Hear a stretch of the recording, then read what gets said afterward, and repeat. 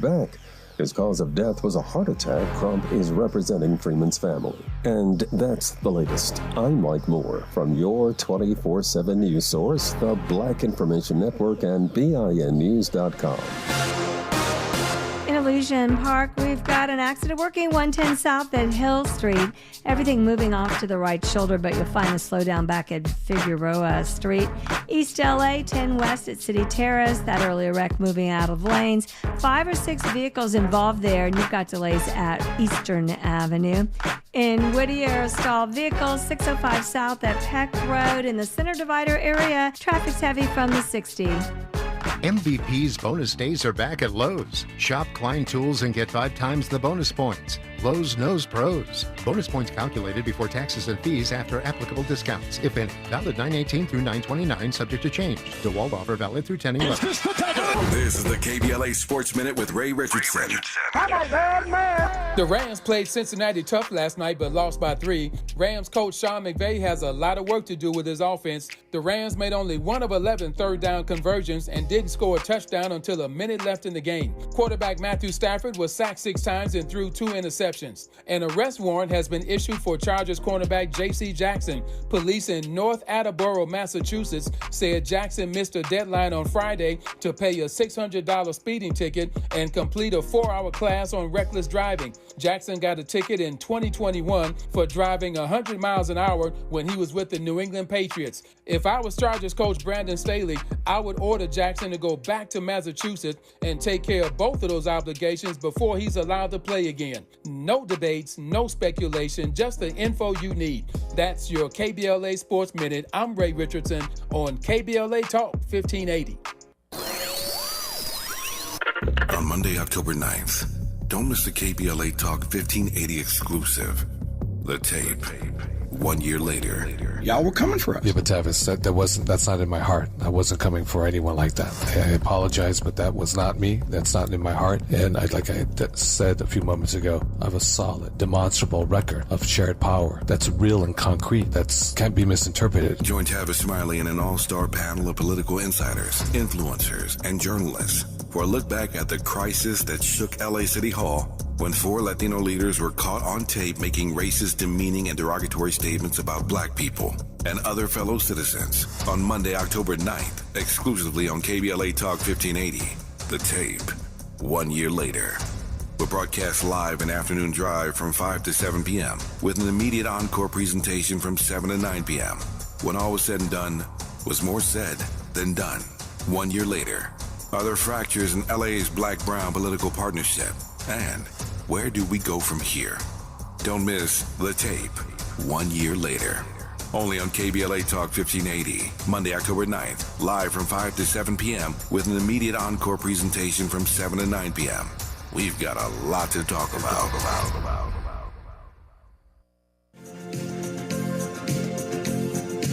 Why'd you like that? Would you want me to stay there and do nothing? I'm Tony Montana, a political prisoner from Cuba. And I want my human right. Now, just like the president Jimmy Carter says. Broke my nose again. That guy's great. No, listen, he's only a man. You can beat him because you're a tank. You're a greasy, fast, 200-pound Italian tank. Go through him. My ex-husband, for instance, is obsessed by negative stereotyping of Italian Americans in the media. Italians in the media? The way Italians are often portrayed. I don't follow you. He's offended by Hollywood's portrayal of Italians as gangsters and hoods. Oh, yeah, I can understand that. It's very rare when I get those things right.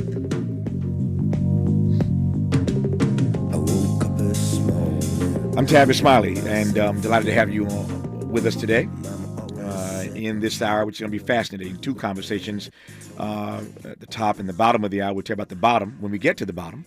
But let's start at the top. Why not? Our guest is Morgan Jerkins. Morgan, let me just say before we even get into this conversation, and you just heard, of course, some nice sound of many of the films that star Italian icons that black folks seem to be in love with, enthralled with for some reason. We haven't even started yet. I just teased the conversation with you, and I'm getting mail like crazy already. Let me just read one thing that we just got. Hey, Tavis, I hope your next conversation will expand beyond black fascination and fetishizing of Italians in motion pictures to include the hip-hop embrace of Italian personas, Irv Gotti, Gucci Mane, et al. To borrow your pet phrase, Tavis, I could run the list. Oh, and don't forget about Spike Lee's recurring fixations on and forays into Italian and Italian-American interaction with black people. That's just one message. I got a whole bunch of them if I had time to read them, Morgan. But welcome to this program. Good to have you on. How are you today? I'm doing great. I was actually grooving to that intro, and I was like, I got to focus. It put a definitely huge smile on my face. I'm so excited to chat with you today. No, I'm good. I'm delighted to have you on. We can thank our producer Emiliano for putting that piece together. It gives you some flavor, some texture, as we say around here, for what we're going to talk about here for the next 30 minutes or so. So you heard the comment that I just read.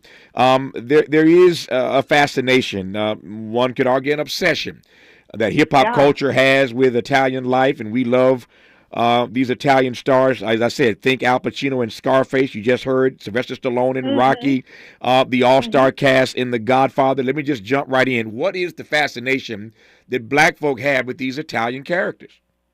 Well, I want to dial it back again because I think that the person who asked the question in the letter, which I'm so glad they asked, talking about the fetishizing of Italian-American screen icons. And I think that word is really sharp, but I would gently disagree because I think fetishizing Italian-American screen icons is dehumanizing them. That's what a fetish is. And I think that Black Americans knew more than perhaps even arguably mainstream America how important these characters were, because someone might see a gangster. We see someone trying to provide for their family. Someone is trying to learn how to hustle and get further ahead because they realize that the American dream is a fallacy. It was never a meritocratic ideal in this country. And so that's why I think the fascination comes from. We understand that family is important, loyalty is important. There is a sort of code switching that goes when you walk in the streets, whether you're talking to, when you're in a business room, you're talking to wasps, for lack of a better phrase. And it's that duality there that I think Black people resonate with a lot. And also because historically we lived beside them for many, many years, whether it was in the South or whether it was an urban sprawl in places like Philadelphia or New York. And so that's where this fascination, but also I want to say tension too, because obviously it's always harmony. You're thinking about so-called economic anxiety, racism and bigotry, classism. There's bound to be, acrimonious events that can stir up, and that has happened. Whether we see it in Spike Lee with Jungle Fever, for example, or we see it in real life circumstances. I think there was actually a big story years ago about there was Italian and Black a violent act that happened in Bensonhurst, Brooklyn. So life, art imitates life. Yeah. I got a lot of questions for you. I'm glad I got a few minutes with you. When we come forward, I want to start with this. What fascinated Morgan Jerkins about the subject matter to get her to write about it? She's a Vanity Fair writer. And I'm just curious as to how she even decided that she'd spend her time unpacking and addressing and interrogating this relationship, this fascination that so many of us Black folks seem to have with Italian culture, Italian characters, Italian life. Just getting started with Morgan Jerkins. Say that fast 3 times. You're listening to Tavis Smiley. More of Tavis Smiley when we come forward.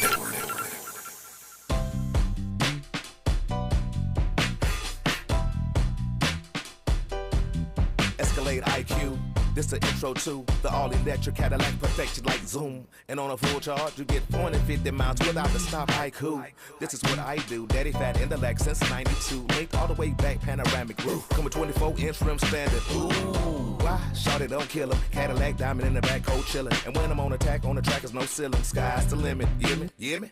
Straight drop, no parachutes. Lay lines like a longitude and latitude. Deal it, beloved, clearly we're hustling, bustin', truckin'. Cadillac, Cadillac, Cadillac, For more on the Escalade IQ, visit Cadillac.com. Available late 2024. GM estimate 450-mile range on a full charge based on development testing and/or analytical projection consistent with NCHA 1634 revision 2017 MCT. Range subject to change prior to production. Annual rates may vary based on service factors, including ambience, temperature, terrain, battery age, and condition loading, and how you use and maintain your vehicle.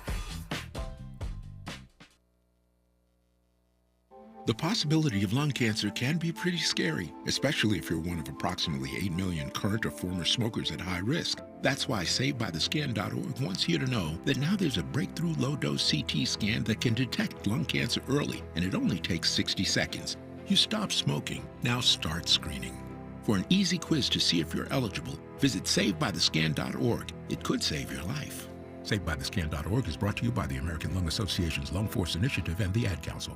Applications are now being accepted for the City of Los Angeles Emergency Renters Assistance Program. The program provides up to 6 months of rental arrears to low-income residential renters who are at risk of homelessness due to unpaid rent as a result of COVID-19 or other financial hardship. Applications will not be accepted after 6 p.m. on October 2nd, 2023. Go online 24/7 at housing.lacity.org or call 888-379-3150 from 8 a.m. to 6 p.m. Monday through Friday and see if you qualify. Apply today.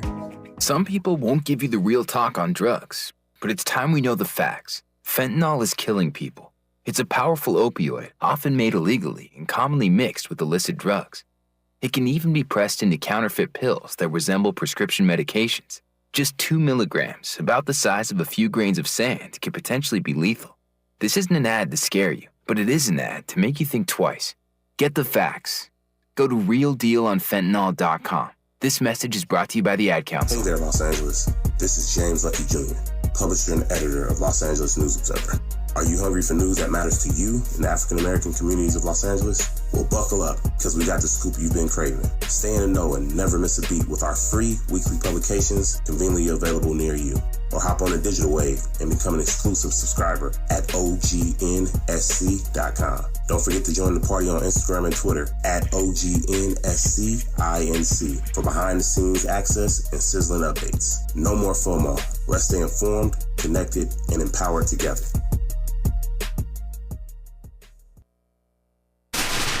Ready to re-examine your assumptions and expand your inventory of ideas? More of Tavis Smiley coming your way right now. On the backside of this hour, conversation with celebrated drummer Gregory Hutchinson about his debut solo album called Da Bang. After years of playing behind some amazing artists like Wynton Marsalis, Diana Krall, Harry Connick Jr., Joshua Redmond, he's on his own now. We'll talk to drummer Gregory Hutchinson on the B side of this hour. We continue now, though, with Morgan Jerkins and this provocative piece she's written, Vanity Fair writer. Morgan, tell me how did this subject fascinate you enough to spend time writing about it? So it's a little bit of a reverent origin. Last year I was having a conversation with one of my closest friends and also a mentor of mine. He's also a journalist and he's Jewish. His name is Elon Green, and I was talking about people who I'd love to profile. And one of the people I said was Robert De Niro. And I said, I really believe Robert De Niro would talk to me because I'm a black woman. and he was hysterical. He was like, why? He's like, what? I'm like, listen, I said, Robert De Niro likes black women. That's I'm true. like, and black women love Robert De Niro. And I just kept joking about it. And he said, I think there's a story there. And I didn't initially believe there was, because when something is so ingrained in a culture, you think, and it's so insular, you think that you're just saying the obvious. But when I really started to do a deeper dive of trying to research, well, I'm from South Jersey. What are the demographics of South Jersey? And why is it that we have this affinity for Italian American cinema? Is it sociocultural? Is it geographical? And then I started expanding wider into looking at migratory patterns. And also the changes in culture overall, like from the early 19th century, the early 20th century, all the way into the 21st century. And that's when it became a piece in of itself. But the more I start to speak to people, whether it was scholars or film critics or even rappers, I realized that this is a story, and it was just so freaking fun writing it. Yeah. Tell me what you heard from the rappers about their fascination, say, with Tony Montana, Al Pacino, and Scarface. Yeah, so, I mean, DJ Quick, for one, was so gregarious. And as soon as he spoke, it felt like I was transported back to early 80s, a Southern California neighborhood, majority black and brown, and the Scarface VHS tape just started circulating. At that time, as we know, the crack epidemic was happening. Mm-hmm. So there was already this hustler mentality going on, as well as in a larger 80s era, there was more consumerism, there was more greed. So to see this character rise from a working class urban neighborhood like Miami to a big old mansion, even though he dies at the end, it's biblical. What is it for a man to gain the whole world and lose his soul? Oh yeah. It's a cautionary tale, but it also was just that decadence, like DJ Quick says, and I even quoted it in my piece. That is hip hop. The flamboyance, the braggadocio, all of that are components of Tony Montana's personality. Mm-hmm. The quote from Quick in the piece is, "It romanticizes the decadence and excess that is hip hop." Said Quick to Morgan Jerkins in this particular piece. So tell me more about you mentioned a number of things that you researched, migratory patterns and et cetera, et cetera, et cetera. Tell me more about your research, and what I'm pressing toward are some of the conclusions that you draw in the piece about this relationship born of the research. Yes, that's a great question. Thank you. So one of the things that I want to go back to is emancipation, right?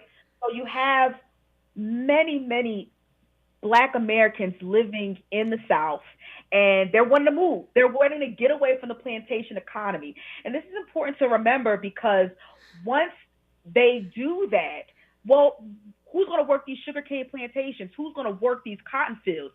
That opens up the gate, no pun intended, for Southern Italian immigration. And I want to emphasize it being Southern Italy, because Southern Italians, once they got to America, they were discriminated against a lot of times because of their darker skin, their darker hair, and things of that nature. And so they were outsiders, just like Black Americans were outsiders. However, Italians did become white through assimilation in a way that Black people cannot. They will never be able to do. So I just want to make sure that's clear. But the reason why, what I drew from that type of research, as well as these other interviews, is that African Americans resonate with Italian American screen icons, even with the bigotry they see, because they understand what it's like to exist on the margins. And Italians understand what it's like to exist on the margins. They understand that Preston from Greenwich, Connecticut,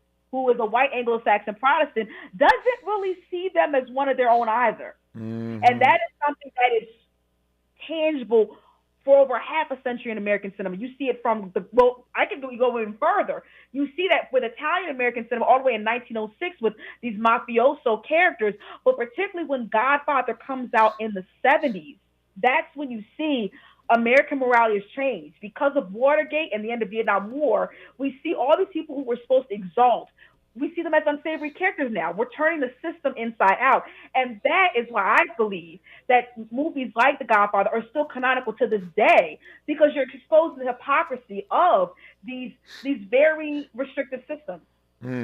What do you make of the fact, I mentioned this earlier, what do you make of the fact that Barack Hussein Obama has said on more than one occasion that his favorite film, his favorite trilogy is The Godfather? This is Barack Obama who loves The Godfather. What do you make of that? Right.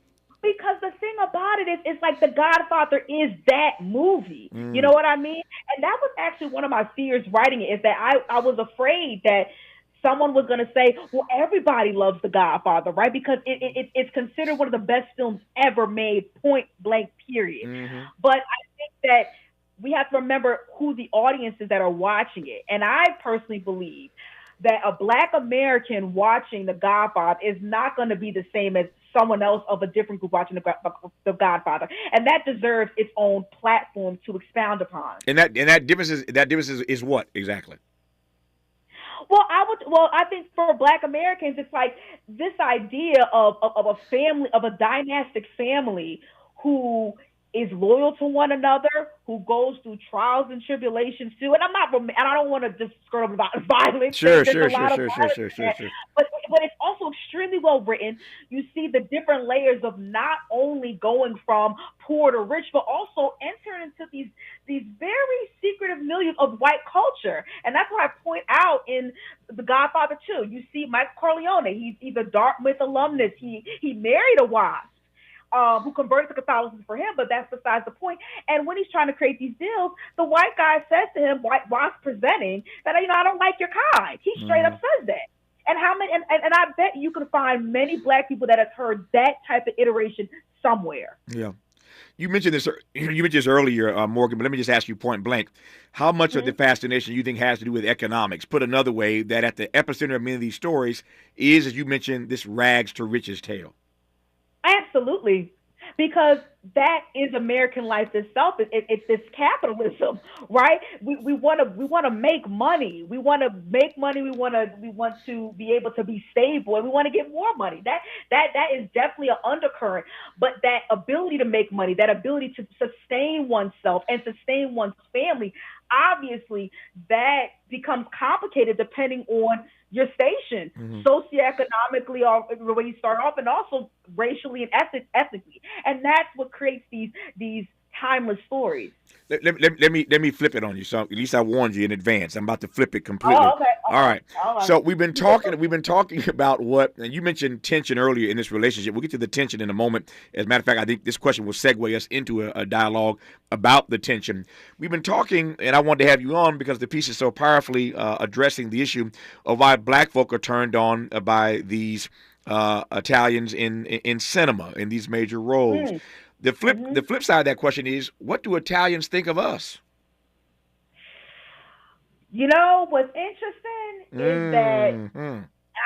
What's interesting is that I could point. Well, I mean, aside from Robert De Niro, I think I know what he thinks of us. But it's funny because I think of certain things I would watch when I was younger, and I was like, oh, they're really idolizing us, especially hip hop culture. Like, for example, I don't know if you remember Growing Up Gotti. Oh, yeah. I don't know if you remember that show, but they loved rap. They actually appeared in, I forget his name. He's a Philly-based rapper. I forget his name, but they appeared in one of his videos too. So there was this osmosis that was happening. It's particularly in like the early 2000s that I thought was fascinating when it came to Italian American culture, and particularly hip hop culture, black culture, hip hop culture. So I definitely saw that. But I also think I would love to hear from them too. Yeah. I can't speak for all of them. Sure. I think it deserves more cross-cultural conversation. I think it does as well. I mean, it's one thing to talk about what we think of them and why we're fascinated by them and obsessed with them, et cetera, et cetera. But the flip side of that, again, is what they think of us, which leads me straightway now to talk about the tension that has existed in this relationship around the country from time to time, which you also tap into in your piece. Yeah, I mean, it's painful, right? Because you could watch The Sopranos, and I remember there's one episode where Meadow was dating a biracial Jewish man, and he straight up calls him a Sambo, and I my mouth dried up. I have never heard that phrase in speech ever. Like, I've read it, I've never heard it. You've seen the N-word thrown around, and in Spike Lee's from the Italian American characters. And one thing that is important to note about how Italians assimilated into larger white mainstream culture is by being anti-black, is by propagating these anti-black tropes, whether it's calling someone the N-word, or I don't know if I can say on the radio, Moulignon. That is a slur towards Black people. So that's something that we need to talk about. Like, when you live side by side with another ethnic group that is on the margins of WASP culture, and both of them know it, there's bound to be both intimate relations and also violent relations. They go hand in hand. Yeah. On this side of your piece, how do you see Do the Right Thing by Spike Lee? Do the Right Thing by Spike Lee is so chaotic in a way that I think is amazing. Because you have all these particular characters, I don't know if I can curse on here. It is hot outside, and everybody is just converging on each other. And that is so New York. I've been living in New York off and on for 8 years, and particularly with Brooklyn, like, I love that Spike Lee is able to show the microcosm that is Brooklyn, and how all of these people are in each other's lives, whether they want to be or not. And that's what I love about the movie. Yeah. There's some obviously classic scenes in that film, but as one of our listeners said, I read that comment earlier, that Spike seems to have an obsession with that relationship. You see it that way? So I don't want to be obtuse, right? But there's a question of it that it's like, is an obsession a pejorative? Because I think that for any creative person, an obsession is, you find out so much about their psyche, and you find out so much about what interests them. Spike Lee is, if I'm not mistaken, he was born and raised in New York. So he has seen these relations play out, and of course that's going to reflect in his films. And so that's what I'm interested in, because I think about, for example, Scorsese. I love Scorsese, one of the best filmmakers of all time. Scorsese deals with a lot of organized crime, but does anybody look badly at him because they think he's obsessed with it? I think that obsessions don't have to be a bad thing, particularly for people who create art and do it well. Nope. I think that that's something that you just keep exploring. Nope. And let me just back up and say, when I asked the question and used the word, I did not mean it as a pejorative. So I think you're right. I think you're right about the fact that because you're obsessed with something doesn't mean it's got to be a pejorative. And so we agree on that. And again, just for the record, didn't mean it to be taken in that particular way. So speaking of takeaways, so what's the takeaway from your piece regarding this complex relationship that black folk seem to have with Italians and Italian characters in film? It's a little bit unfortunate, I think. The conclusion I have is that if you look at where we are in America right now, right? I'm based in New York, right? The median rent here in Manhattan is about $5,500 a month. Minimum wages are stagnant. The earth is on fire. People can't buy homes like they used to. And the racial wealth gap still persists.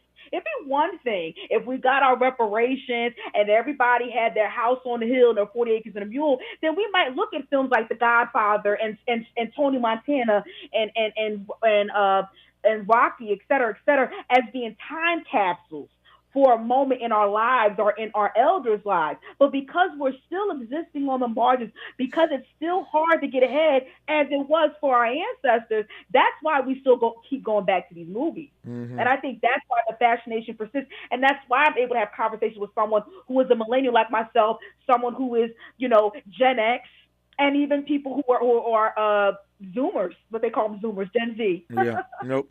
I got 45 seconds to go here. I wonder if I can add this to the mix.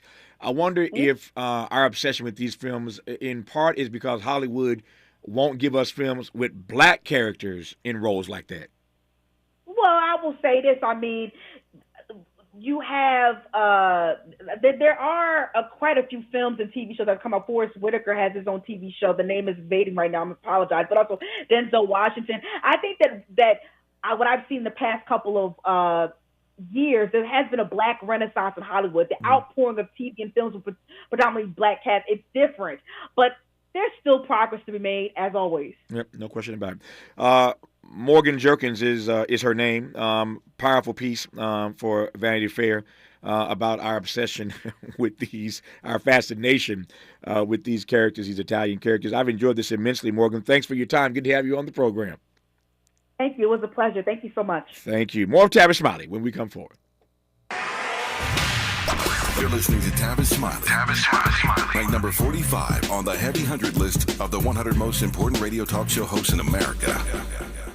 If you're like me, 60 and retired, making ends meet, especially here at the supermarket and drugstore, is tough. I'm so blessed to have found BenefitsCheckup.org. It's a free and confidential website from the National Council on Aging that connected me to $1,200 a year in programs that help pay for food, medicine, utilities, and more. Maybe it can help you. BenefitsCheckup.org. My daughter was diagnosed with a rare malignant rhabdoid tumor on the spine. They sent her straight to St. Jude. My hope was gone. But when you get there, everyone's like, hey, we're not going to give up. And when you see other people not giving up on your child, that makes all the difference in the world. When I found out I didn't have to pay, I was just grateful. They saved my baby's life. Finding cures, saving children. Learn more at stjude.org.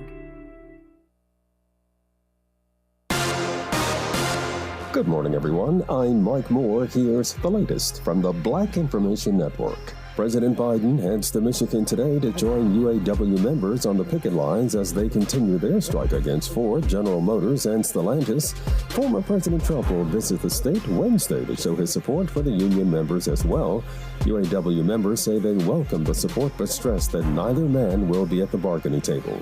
Civil rights attorney African-American Benjamin Crump was in Memphis, Tennessee yesterday to discuss the indictment of 9 Shelby County Corrections deputies in the death of inmate Gershon Freeman. Freeman died last year while in a Shelby County jail. Video shows the deputies assaulting him and kneeling on his back.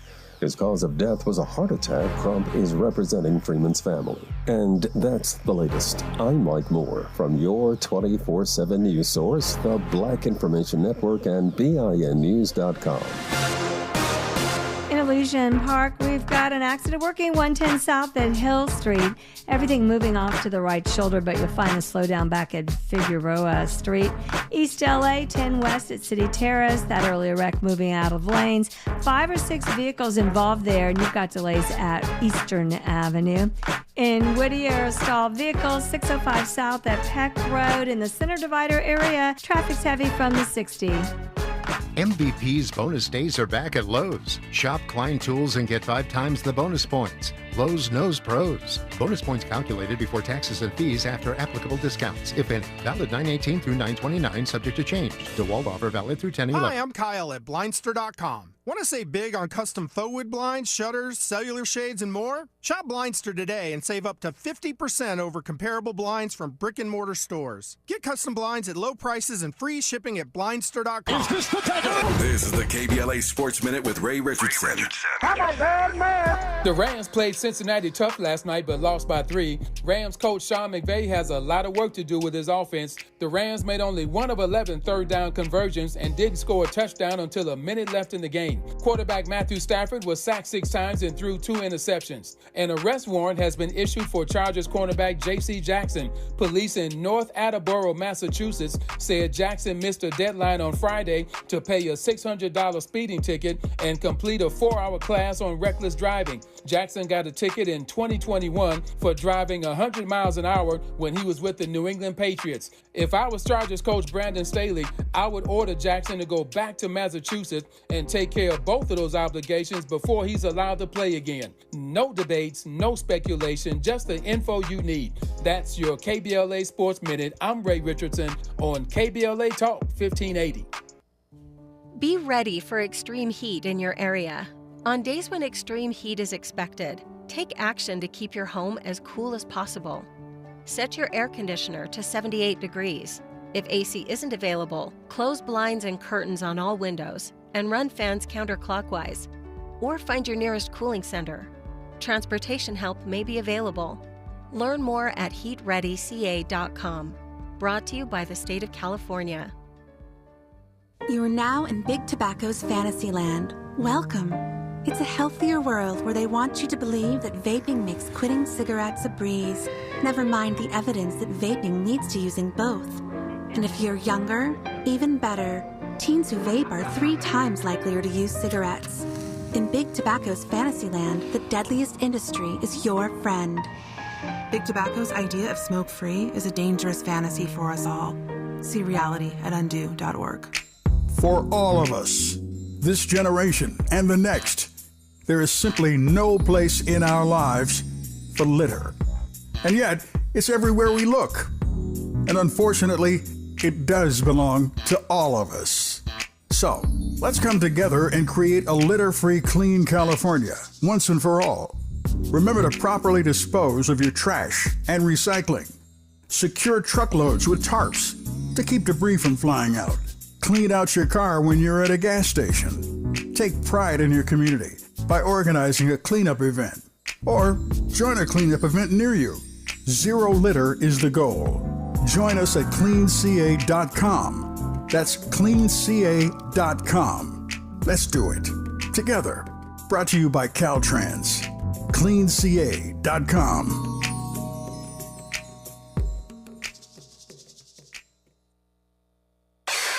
Who do you trust to get at the truth? Tavis Smiley. That's who. The conversation continues right now. This relationship is hard to keep. Don't act and feel the way you do. I'm losing you. And the lens you see reality through blurs my view. Baby, I'm losing you. I'm feeling aroused, getting refined, yeah. Walking on clouds, losing my mind, yeah. Feeling alive, reunified, yeah. I'm Tavis Smiley, and I'm pleased to be joined now by Gregory Hutchinson for a conversation about his debut solo album, Da Bang.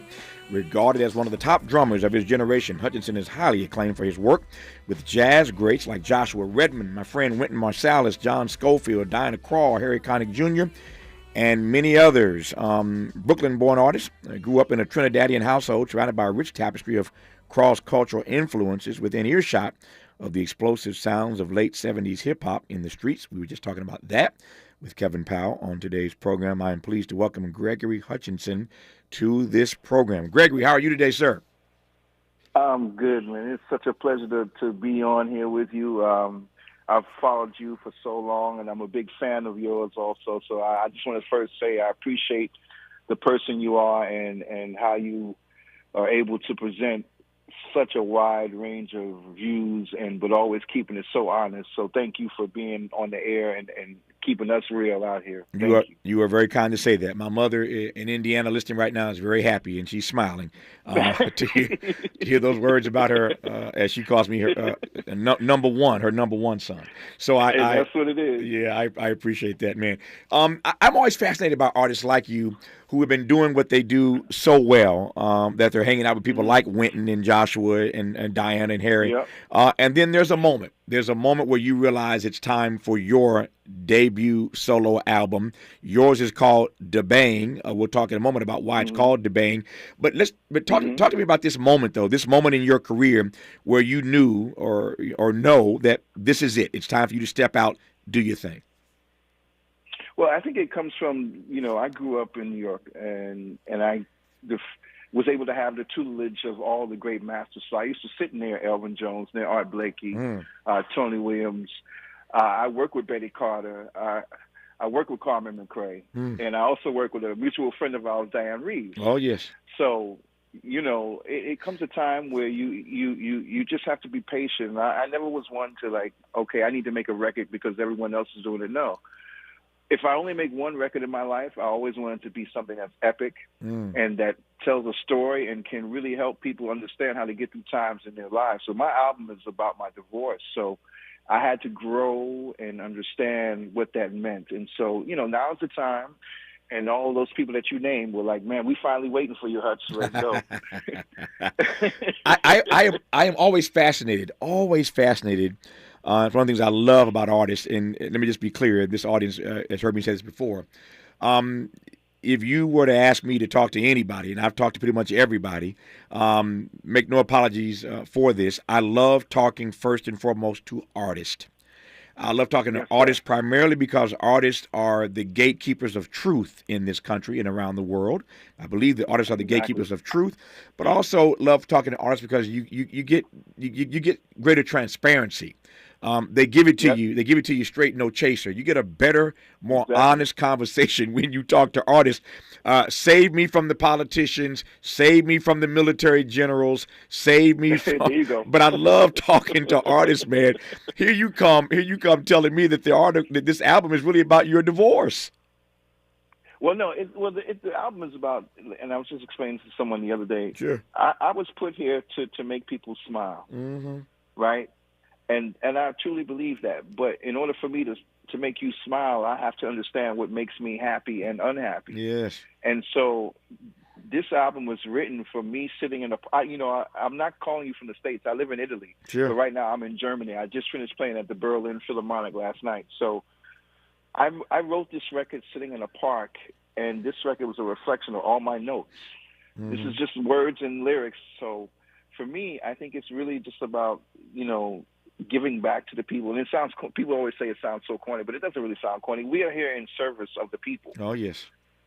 And that's my job. My job, I'm very fortunate at what I do. But if you're not smiling when you leave, if you not want to dance and smile after you hear me play, then I've not done my job. Wow, I love that. I love that. Of all the places in the world that you could live, why choose to live in Italy? What's funny about this is, I say this all the time, Gregory. This show is 3 hours every day, and I never know how these dots are going to connect. We literally just had a conversation with a writer for Vanity Fair. You're going to love this. You're going to love this, man. Had a great conversation with Morgan Jerkins, and you should find it and read it because you'll love it. Yes. She wrote this piece about why black folk are so fascinated and obsessed with Italians. and the piece, and she was talking specifically about Italians in film, why we love Tony Montana, Al Pacino in Scarface, and why Obama loves The Godfather as his favorite film ever, and why we love Rocky. We could and The Sopranos. We could do this all day long. We literally just had that conversation, and now here you come, and of all the places in the world that you could live, you live in Italy. And I ain't mad at you for hanging out in Italy, in Rome, but why Italy? Well, let me tell you, it was the first place I ever went on tour. The first person I went on tour with was a trumpet player named Red Rodney. He used to play with Charlie Parker. Mm-hmm. And Ancona, Italy was the very first place I went. So when I got out of the States, I said, okay, I'm going to go back to Rome. And that's actually where I met my now ex-wife. And I just decided to stay. There's a big difference. Now, no place is perfect, Tavis, but at least when I'm in Italy, I know if you're looking at me a certain way, I can tell what your intentions are. Mm-hmm. Mm-hmm. And I don't have to worry about sitting outside and any kind of guns happening. That's not happening. Mm-hmm. You know what I'm saying? So it's really safe. And I live 5 minutes from a Coliseum. Come on, man. You can't really beat that. No, you can't beat that. you can't beat that, man. You can't beat that. But what is it like, particularly in this contemporary moment? And obviously you know history as well as I do. All kinds of great American artists chose to live abroad. Many of them chose to live in Europe. We don't need to run the list. Josephine Baker, exactly. James Baldwin. We can do this all day long, right? But Billie Holiday spent a lot of time, of course, in Europe. But as a black man in 2023, trying to navigate that space, what's it like? It's interesting. It's pretty. It's not as difficult as you think because, first of all, I guess in my case, I'm traveling a lot, so I'm not in one place at any time. Sure. So, but when I am home, the people, they we have a lot of African brothers and sisters, and this is my only complaint is that they treat the African brothers and sisters different than they treat, they look at me as an American, African American. So when I pull out that passport, they let me go. But my African brothers and sisters that are walking right beside me, they'll stop them in a second. I'm not. That doesn't make me feel good. But then at the same time, I look at the stuff going on in the States, and all I can summarize is that the same things happen everywhere. You just have to be able to navigate through all of the BS, as we would say. And I treat people good, and I expect you to treat me the same way. So if you give me that respect, I will give it back to you. If you cross the line, well, then we have to deal with that the same way. So, I wish I could say it is a ton difference, but no, we still have to navigate the way we do. No, I get it. You cross the line, and the Trinidadian comes out. Oh man, they don't want that. They don't want that. No, the Callaloo. They don't want none of that smoke. They don't want none of that smoke. The Callaloo. Yeah, man. Our guest is Gregory Hutchinson. After hanging out with Joshua and Winton and Diana and Diane Reeves and Harry Connick, so many others, he's out with his own project. It's a debut solo album called DeBang. We'll talk about why it's called DeBang and a great deal more with this amazing artist, Gregory Hutchinson, who you're listening to right now on Tavis Smiley. Seeking the truth, speaking the truth. This is the Tavis Smiley Show. What is dedication? My biggest fear in the middle of my addiction was that my kids wouldn't have a father. And I started thinking, you know what? This isn't my story. I definitely had to become a better man to be a better father. It's important to me that my kids are empowered and truly believe that if they can think it, they can do it. That's dedication. Visit fatherhood.gov to hear more. Brought to you by the U.S. Department of Health and Human Services and the Ad Council. Joey from Vermont, a farmer trying to get through the winter. Adriana from South Carolina, a single mother living paycheck to paycheck. Liam from Ohio, an injured father struggling to provide for his family. Hi, I'm Shanola Hampton, and I support the Feeding America network of food banks because they help provide over 6 billion meals to people in need each year. Learn more at feedingamerica.org. Is your eyesight changing? I can't read this anymore. Don't lose hope. People just like you are working every day using Braille, screen magnification, speech technology, and other tools and blindness skills. Your eyesight may have changed, but your goals, they don't have to. We can help. Visit us on the web at blind.org. The National Federation of the Blind. Live the life you want. Now. We tend not to think about now. We dream about tomorrow, relive yesterday. But right now in front of us is victory over cancer. Right now, cancer research funded by the V Foundation is leading to better treatments and saving lives. Victory over cancer is there for the taking by you, because today's cancer research is tomorrow's victory. Learn more at v.org. Don't give up. Don't ever give up. We've got a lot to talk about. Hi, I'm Zoe Williams, a.k.a. the Voice of Reason, encouraging you to join me weekdays from 7 to 9 p.m. for the world's most intriguing relationship radio roundtable. Every night, I facilitate and encourage our loyal listeners to participate in the most engaging relationship discussions you'll hear anywhere. So make it a point to rendezvous with me, Zoe Williams, the Voice of Reason, Monday through Friday, 7 to 9 p.m. Pacific Standard Time. Trust me, your relationships will never be the same. The VOR is on fire tonight. Unapologetically progressive. KBLA Talk 1580. We've got your black.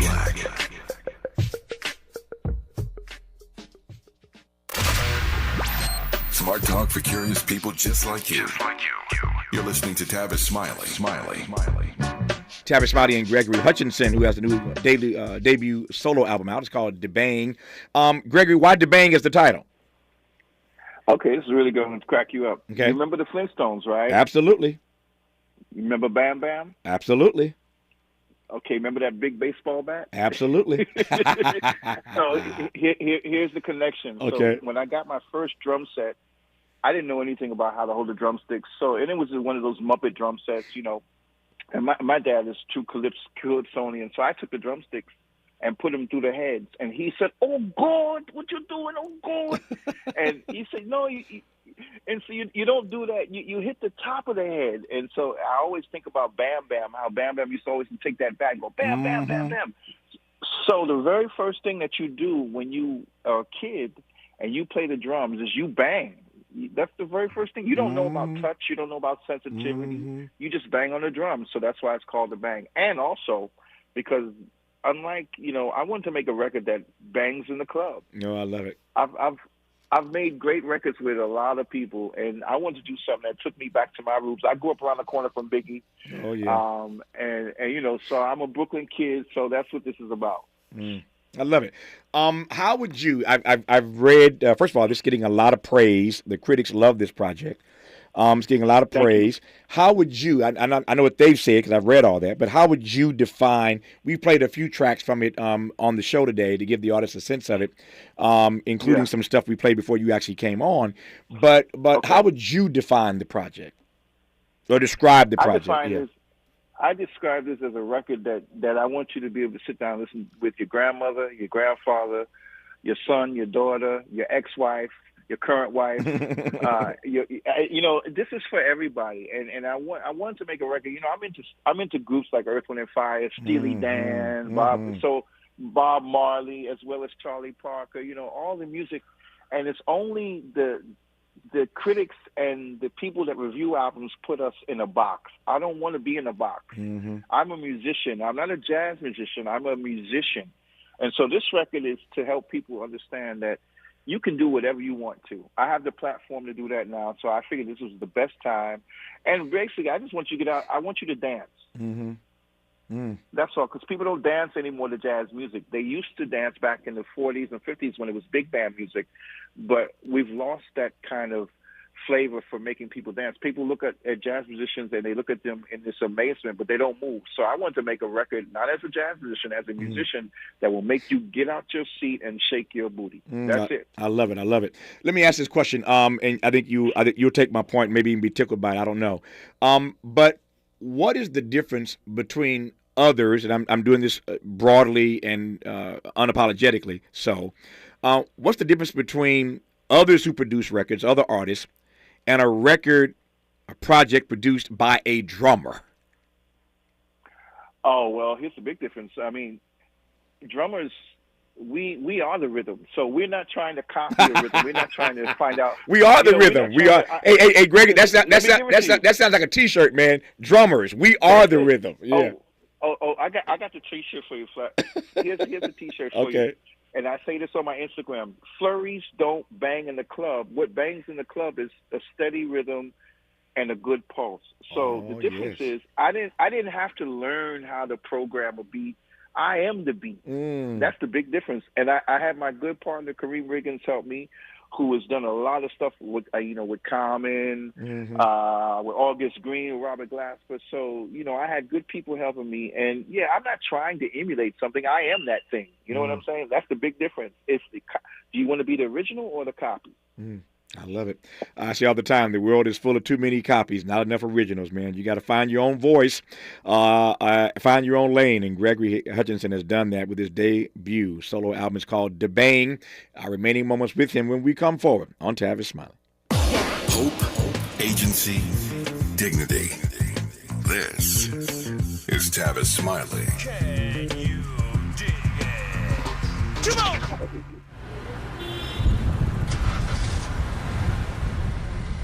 What's up, party people? It's your favorite MC's favorite rapper, MC Light here. And we're celebrating 50 years of hip-hop, authentically powered by Cadillac. And we're going to take it way back to where it started. It was only fitting that hip-hop began with teenagers at a back-to-school jam in the rec room of a South Bronx apartment complex by an 18-year-old brother.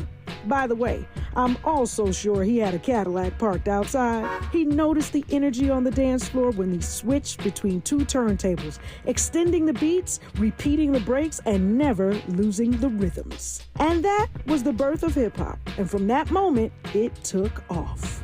For more on how Cadillac is celebrating hip-hop's 50th, visit Cadillac.com/audacity. KBLA Talk 1580. We've got a lot to talk about. KBLA Talk 1580 joins you in standing for voting rights. When We All Vote is a leading national nonpartisan initiative on a mission to change the culture around voting and to increase participation in each and every election by helping to close the race and age gap. Created by Michelle Obama, When We All Vote brings together individuals, institutions, brands, and organizations to register new voters across the country and advance civic education for the entire family and voters of every age to build an informed and engaged electorate for today and generations to come. When We All Vote empowers their supporters and volunteers to take action through voting, advocating for their rights, and holding their elected officials accountable. Please visit whenweallvote.org to stand up for your rights, voting rights. This is a community call to action from KBLA Talk 1580. Hey, Dad, how do airplanes fly? What's in this box? Is this tree good for climbing? How are babies made? What does this thing do? Kids are curious about everything, including guns. Talking to them about gun safety in your home is a good first step, but you can do more. Always keep your guns locked, unloaded, and stored separately from ammunition. Safe gun storage saves lives. Learn how to make your home safer at endfamilyfire.org. That's endfamilyfire.org. Brought to you by End Family Fire, Brady, and the Ad Council. Let's get back to more of Tavis Smiley right now. Let's get back to more of Gregory Hutchinson right now. I got 3 minutes left. Just 3 minutes left in this conversation. My pleasure. I love that line. Gregory said, I am the beat. I mean, you're a drummer. I am the beat. That's it. His debut solo album is called Da Bang. I assume, Gregory, you must hate artists who use drum machines on records. Well, the funny thing is, there's some things on my record that you can't tell if it's me playing or if it's the drum machine. I've programmed some stuff. But the thing is, everything has to be done tastefully. That's all. And I say that there's some great producers. Dilla was a great producer. DJ Premier is a great producer. Timbaland's a great producer. So Black Milk, everything has to be done with taste. If you do it with taste, then I have no problem with it. But in the end, you still can't beat the drummer. I'm thinking of some great drummers. I'm thinking specifically now of one Jeffrey Osborne.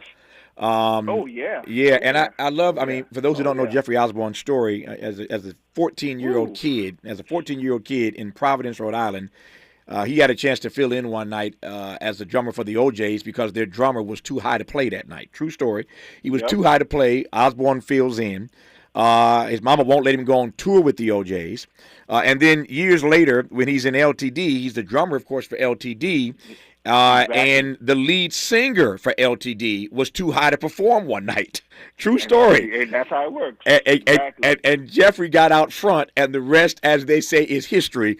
I raised that, Greg Hutchinson, to ask whether or not at some point you're gonna leave the back of the stage and come to the front of the stage. Well, actually, the funny thing is, I do feel like the way I look at the music is I want to empower other people in the band to have a chance to play. So I have a lot of talented people I know that play drums. So yeah, I don't mind getting up there, but I would be the first to tell you I cannot sing like Jeffrey Osborne, and I'm gonna be true.